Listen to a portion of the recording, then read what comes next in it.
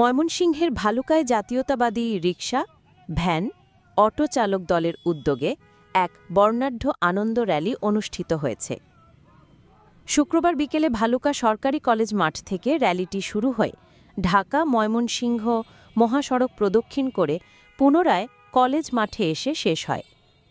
জাতীয়তাবাদী rickshaw, van, auto চালক দল ময়মনসিংহ জেলা শাখার আহ্বায়ক মোফাজ্জল হোসেন গাজীর সভাপতিত্বে এবং সদস্য সচিব মোহাম্মদ আমিনুল ইসলামের সঞ্চালনায় প্রধান অতিথি হিসেবে উপস্থিত ছিলেন সংগঠনের কেন্দ্রীয় কমিটির সদস্য মোহাম্মদ আক্কাস আলী।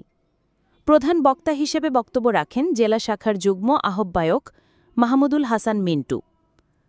বিশেষ অতিথি হিসেবে উপস্থিত ছিলেন জেলা শাখার যুগ্ম আহ্বায়ক জিলহজ মোল্লা মিন্টু, শফিকুল ইসলাম, মোলায়েম খান ও এনামুল হক। এছাড়াও অনুষ্ঠানে আরও উপস্থিত ছিলেন আব্দুল মান্নান সরকার, আব্দুল হামিদ, সোহেল মোল্লা, মুজিবুর মোল্লা, মাসুদ খান ও টুইঙ্কেল প্রমুখ।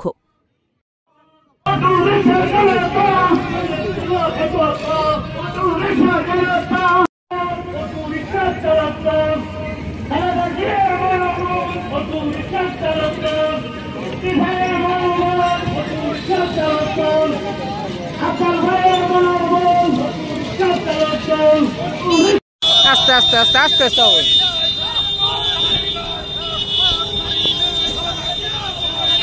আস্তে এদিকে সামনের দিকে